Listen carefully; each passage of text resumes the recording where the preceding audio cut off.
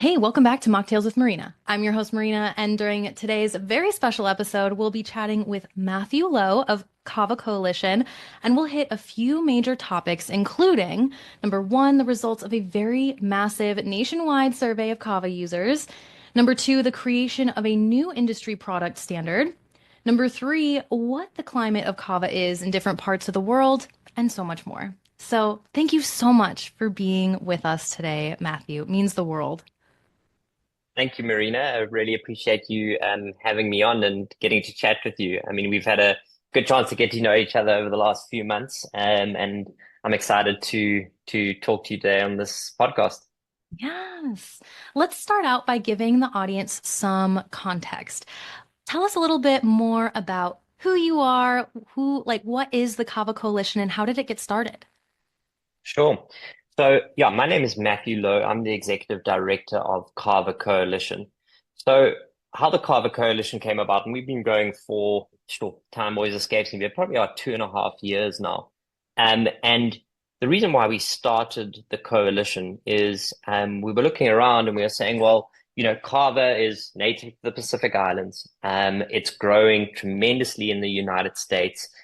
People are getting tremendous benefit from it. We were all Kava users and just loved the plant. And when we looked outside of the United States, Kava just simply isn't available. And the reason for that is regulatory issues. So you had these instances of liver toxicity in Europe and Germany specifically during the early 2000s. And the reverberations of those issues really went across the entire world. And you have many countries that have simply banned kava from being consumed. And then we looked and we said, well, let's look at the science. And we looked at the science and it was very clear that kava is not dangerous. It's not something that should be banned. You look at how people are using it, not only in the United States, where you aren't seeing massive instances of liver toxicity, and you look at it in the Pacific Islands, where you're not seeing liver toxicity. So why have things not moved? It's 24 years down the path. Why are we still sitting in this very strange stalemate? And the reason is that there wasn't a significant coordinated effort to change. Change is not something that comes easily, particularly when you're dealing with something that a lot of people don't know what it is. Regulators don't know what it is. It's not currently in their country. What's the reason that they should change their regulations? And clearly the science wasn't enough. So we really started this coalition for the expansion of Kava on a global perspective. We want all consumers around the world to have access to Kava. And that's really our intended mission. Of course, we want that access to be safe. We want it to be moderated, and we want longevity, because we do not want the same things that happened in Germany in the early 2000s to happen again, and we at square one. Now, of course, that's the stated intent: liberalize kava to the globe. And then, there's many other different things that we're working on. In the United States itself, it's about bringing in industry standards. It's about ensuring that the kava that's being sold in the United States is clean, it's well manufactured, it's well labeled, so consumers are getting the right kind of experience that they want.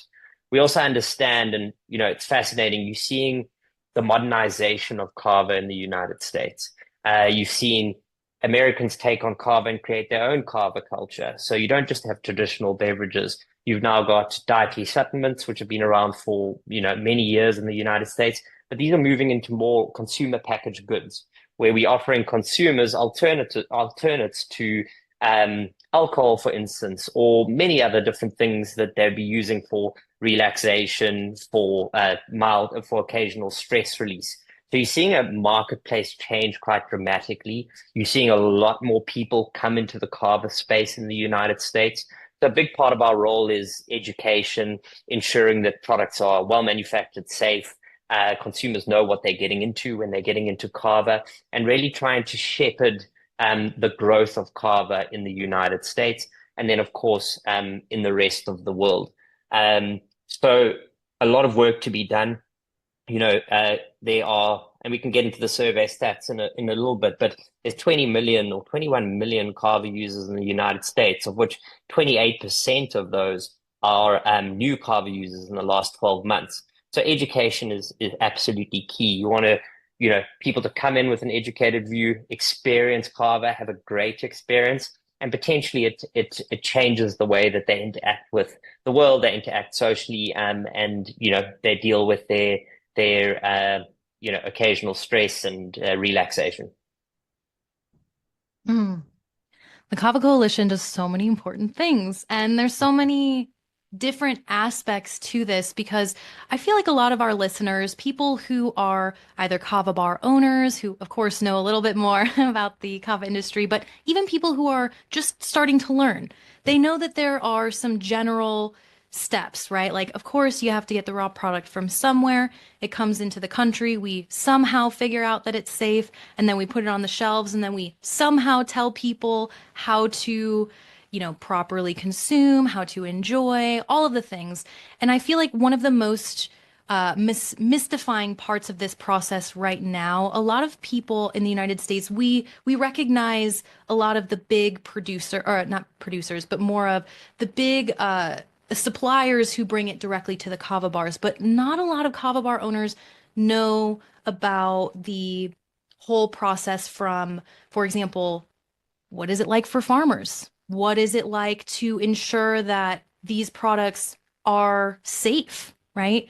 I know we're going to talk a little bit about standards in a bit, but let's start with that survey, right? Let's start in the United States and then we can kind of globalize this conversation a little bit more so that our listeners really can get the context here.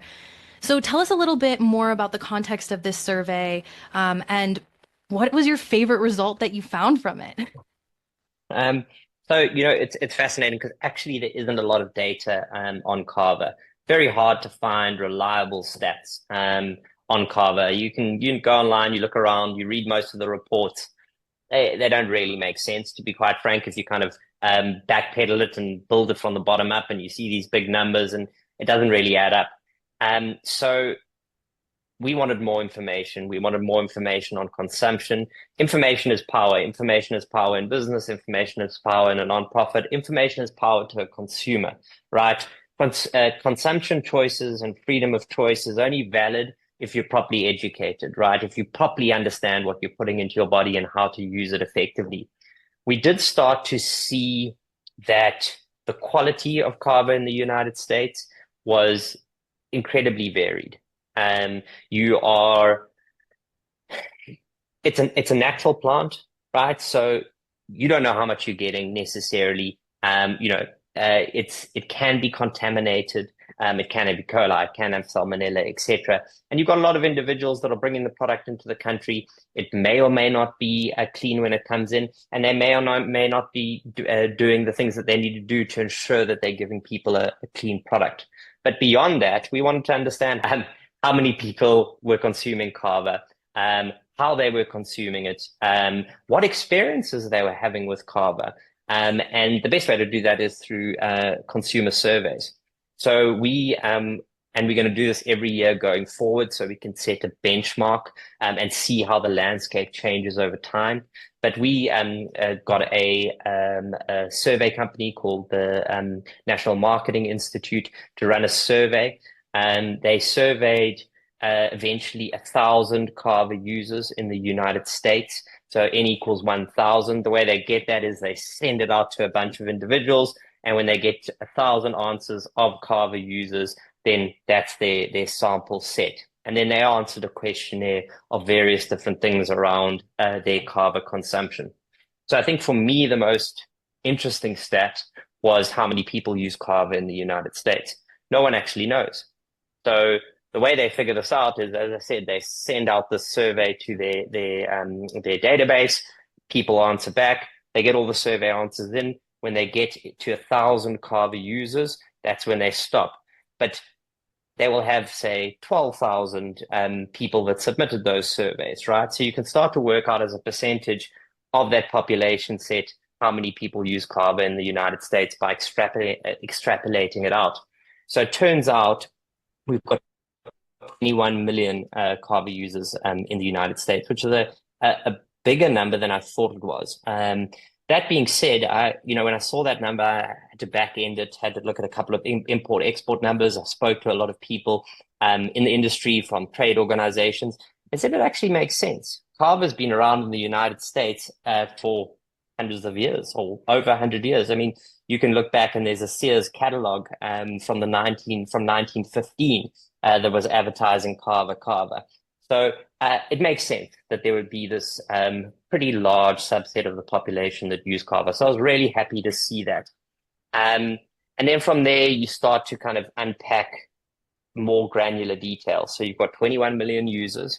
Of those 21 million users, 66% of those users use Kava on a daily basis.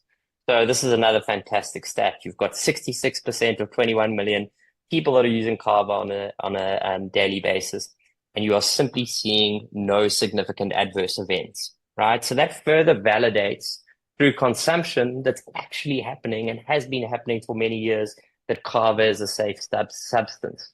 You start to look at the publicly available data for Kava, and a great indicator, it's controversial, but a good indicator of a substance's safety is poison control data. So American Poison Control Centers, they've got 56 different centers across the United States. When people get poisoned by a substance or have an adverse event, they'll phone in and record that issue. Kava is very, very low on a relative landscape of substances. So if you kind of look all the way to the left-hand side, which is the most amount of calls, most amount of deaths, but certainly most amount of calls, you've got antidepressants, you've got opioids, you've got alcoholic beverages. And then all the way on the right, if you graph it out, you've got Kava. Tiny, tiny, tiny amounts of instances of adverse events. And then when you take a number like 21 million and you start to say, well, what are the adverse events per 100,000 users? It's equally as low.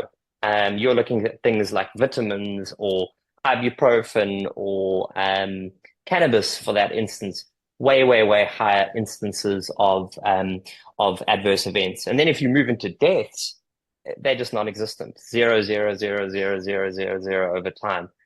So it indicates the safety of a substance, and it is frustrating.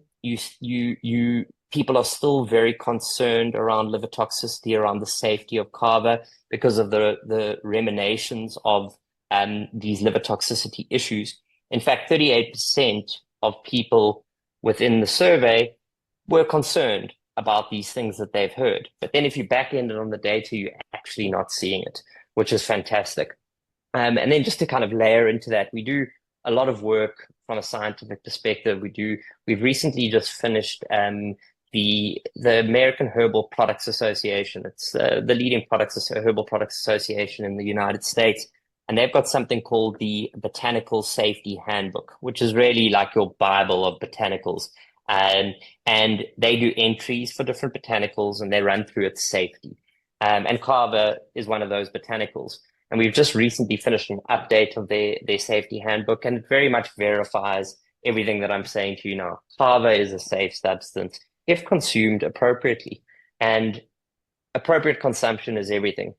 The maxim of toxicology is the poison's in the dose. You can kill yourself drinking too much water. So you've got to moderate anything that you're using. But even with the consumption that you're seeing in the United States and the consumption in Fiji, where people are consuming up to 8,000 to 15,000 milligrams of kava lactones a day, it's a lot of kava. You're not seeing these instances of liver toxicity, of adverse events, etc. Huge amount of kava. In the United States, comparatively, people are consuming 750 milligrams of kava lactone. So you really have a safe substance on your hand. So it's fascinating when you start to put these different data points together, you can start to build a picture of a substance. So you've got 20 million users or 21 million users. You've got 66% that use them daily. You've got 28% on new entrants into the marketplace. So you are looking at 28% of users that have used it for the first time in the last 12 months. So that indicates that you've got a growing interest in Kava and new people entering the market, which is fantastic. You've got about 50% of the people are consuming kava in a traditional beverage. So a traditional beverage would be an aqueous extract of kava root or kava powder, probably, and consumed in a kava bar or potentially made at home. So that traditional use or traditional beverage is still there, but the other 50% has moved into more modern formats, right? So whether it's a capsule or a tonic or a gummy or a tea bag or whatever it may be. Again, it's different formats for different occasions and different formats um, uh, uh, for different proclivities, right? So I think there's a traditionalist view out there from the Pacifics that this is their substance and their culture. And kava is not just the plant, kava is how you consume it and the traditional ceremony. And they're very protective of that, and rightfully so. It's a beautiful heritage, it's a beautiful tradition. But obviously, as substances move out of their traditional place, they take on a nature of their own depending on the people that are using it. Kava has got a very unique taste, and not everyone loves the taste of kava. And so innovation moves things forward. Innovation moves things into different product formats that are potentially more appealing to American consumer.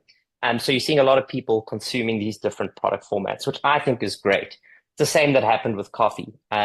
People aren't consuming coffee like they consume it in Ethiopia. I don't know if you've been to Ethiopia. I've been there many times, and it's a very different experience. You're not going to get a hazelnut latte in Ethiopia, um, and that is innovation, and that moves things forward. The Italians took Ethiopian coffee culture, turned it into espresso culture. Americans took espresso culture and turned it into Starbucks culture, and that's just the process of things. What you need to ensure over that period is that you want to protect that tradition in the Pacific Islands. But you've also got to respect that people want to move kava into something that is in tune with their way of life. And I think that's what you're seeing in the United States. You're seeing this huge rise in kava bars. I think the numbers are difficult. I mean, we've mapped out probably 450 kava bars across the United States. You can at least assume we're missing 20% of them. So you're probably looking at 550, maybe 600 kava bars. You're seeing them pop up all the time, which is wonderful. And then if you walk into a health shop, you'll find your supplements. And now you move into gas stations, grocery stores, you can start to find ready to drink kava experiences, which I think is amazing. So we very much embrace the modernity of kava in whichever way it decides to go, in whichever culture it's in or whichever country it's in. This is a beautiful thing, and I think that the Pacific Islands should be proud of what kava can become. And of course, the more kava that's consumed, the better it is for those economies in the Pacific Islands.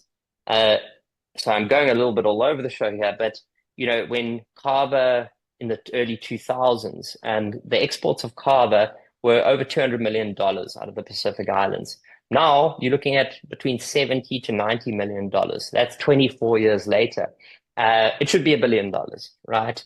So I understand the problems of the past, which in many cases were believed to be linked to extracts, so modern extracts they're actually acetonic and ethanol extracts that were sold in were linked to the problems. So people are cautious to going, well, we don't want to change it again because potentially we're going to have the same problem again.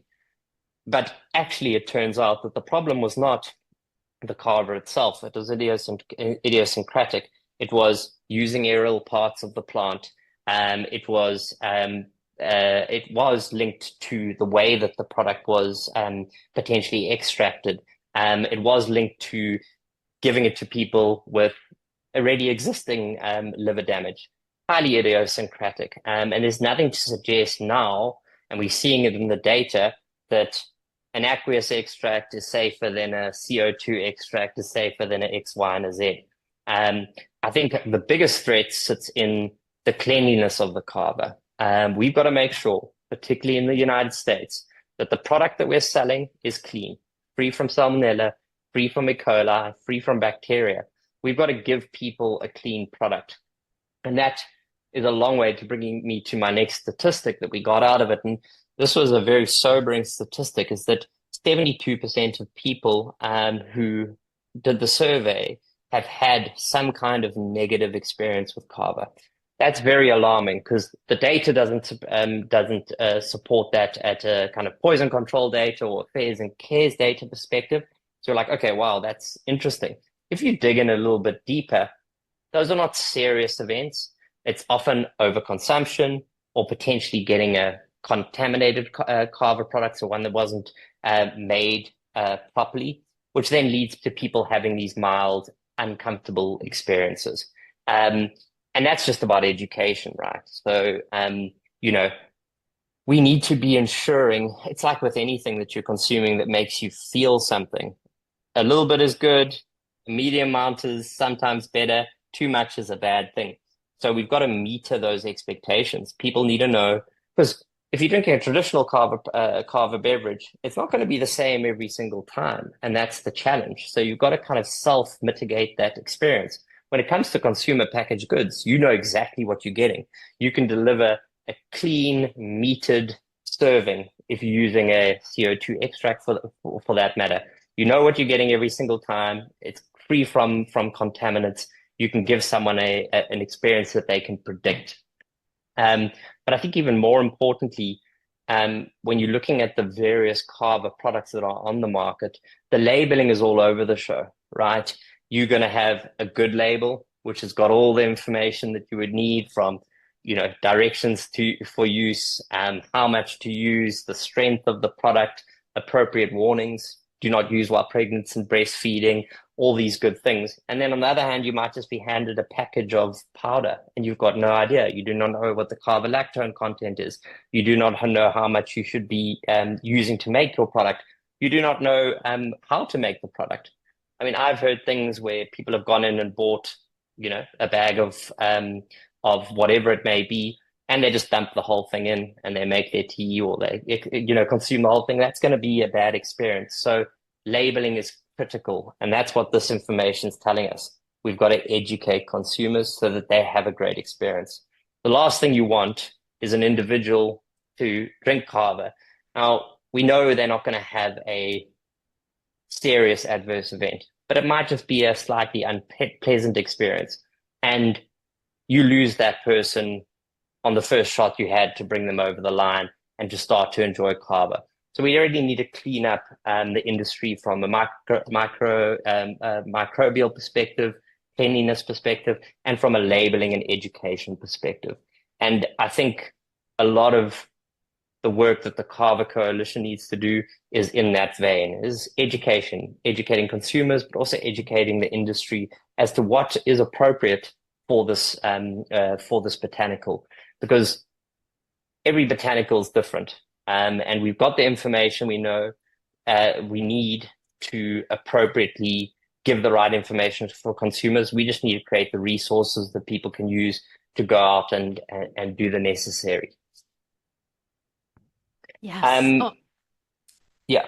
And then, sorry, just further into the survey details, something that was also very interesting to me was the demographics. So it skews to a median of about 42 years old, equal across male and female, which I thought was interesting. But you've certainly got maybe an older individual that's tired of the substances that haven't worked for them in the past, that is looking for an alternative, that's moving towards kava. It's not this crazy party substance, if that makes sense. It's something very different to alcohol or whatever it may be. Yeah.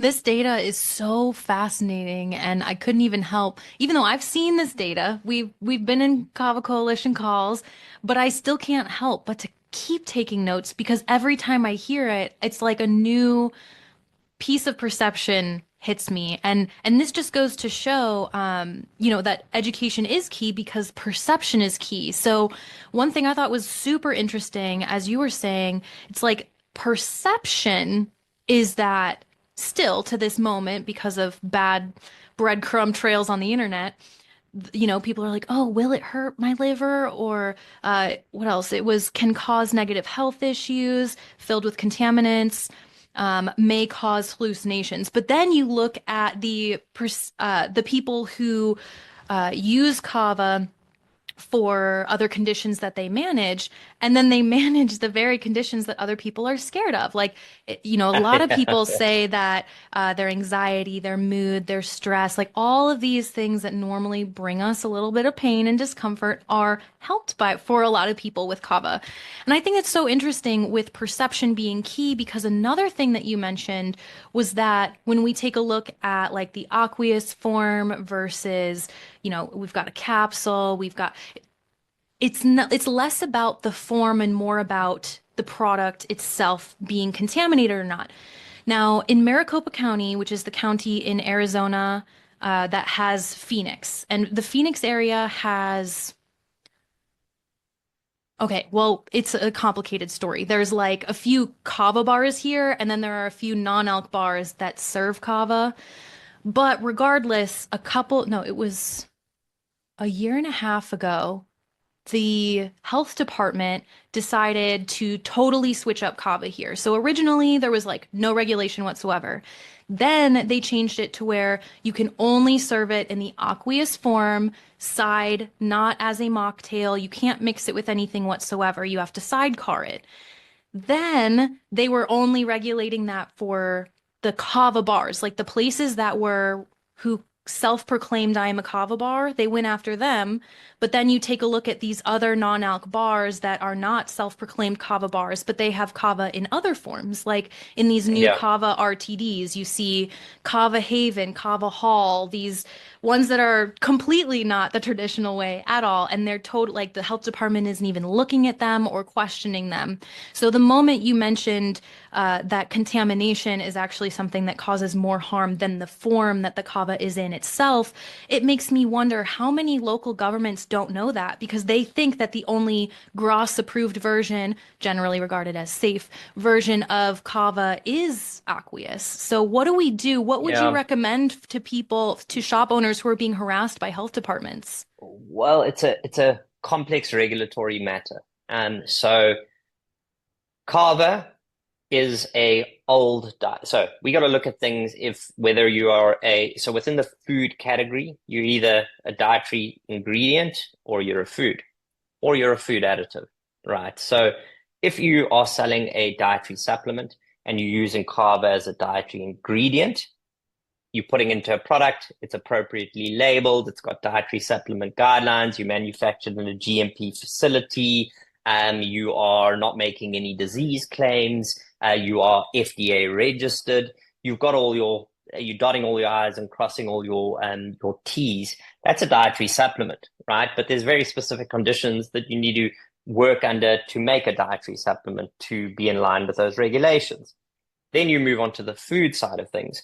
And the argument is kava a food or is it a food additive? And where's the line as to where it becomes a food additive, right? So if it's a food, right, and then you take that food and you use an aqueous extraction and you make a tea, is it still a food or has it now become a food additive, right?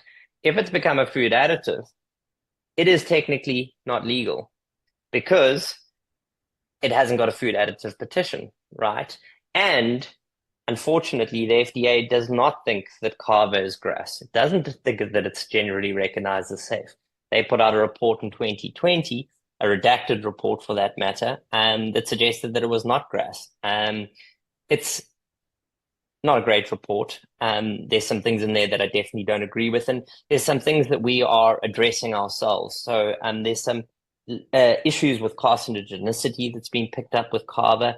If you look into that study, it was a mice study, NTP mice study, and you did see these mice getting fed kava, and you saw their cancerous lesions increase up to a moderate dose, and then at a high dose, they actually started to decrease. And then they said, well, this is an indication that it's cancerous. But if you look at the type of rats or rodents that were used in this study, sorry, not a mice study, it was actually a rodent study, they are very prone to cancerous lesions. And I was speaking to one of the leading Kava scientists in Europe, and he said to me, if you just gave those rats the carrier oil that was used to give the rats the kava, they would have had the exact same experience. So it's misleading data that's pointed to be not generally recognized as safe. On the other side, you've got the Hawaii government that just come out and said it is grass. It is generally recognized as safe, which is a great step in the right direction. Um, and then if you take a kava extract, you're not making a dietary supplement, so we move that out and you're making a food, and you start to add different things into it, then it's technically a food additive. And if it's a food additive, it's an unapproved food additive because it hasn't had a food additive petition, and it's not grass according to them. So you kind of stuck into a bit of a weird place. I'm of the take that kava in an aqueous preparation is a food. I think it should be able to be sold. I do not think it fits into this food additive space. But that's a technicality, and it depends on the regulator that you're speaking to and what position they're going to take. So it becomes it becomes a really complex regulatory and legal matter. Yeah, but certainly dietary supplements that have kava are unimpeachable as to their regulatory status because they are what's classified as an old dietary ingredient. So an old dietary ingredient is any ingredient that was sold as a dietary ingredient pre-October 15, 1994. That was when DSHEA, which is the Dietary Supplement Act, was put into place. Anything that was sold before that is grandfathered in as a dietary ingredient. If you were to take a new dietary ingredient that wasn't sold pre-1994 and you wanted to sell it as a dietary ingredient, you need to submit something called a new dietary ingredient notification, which proves its safety for its intended use. And only once you've submitted that can you then sell the product as a dietary supplement. So it becomes pretty complex pretty quickly. But we are trying to solve all of this through science, through figuring this all out and ensuring that kava is sold in a regulatory appropriate way. And we believe it's very safe. We believe you should be able to use it as a food additive and whatnot. People have just got to do the work. And if you're looking at grass, is a difficult thing because you can do a self-grass assessment where you go out, you do the grass analysis, and you can say your ingredient is safe and it's grass, right? Or you can submit it to the FDA and they can decide. But a grass analysis or grass determination, they have to have scientific consensus and agree to that grass status. Food additive petition, on the other hand, it's just the four corners of the paper. You just need to put the evidence together. So my view is to solve this issue, you would need to do a food additive petition for kava, and then if you had to, you would have to challenge it in court. But I think these are all things that will happen over the next couple of years, and the science that we know, the things that we're seeing, I've got no doubt that it will be successful. There's so much to learn for everybody, including the health department people. They don't want to, turn people down for kava. It's not like they have a personal vendetta. There's just more we need to do. And one of the big things that we've seen in the field is, of course, the more COAs we have on hand, the more really amazing packages we have on hand so we can show those labels, it tends to calm them down and make them feel a lot better about what it is that any individual business Totally. is serving. So I'd love to hear from you a little bit more about, this creation of this new industry product standard. Like, what do kava labels need to have on it?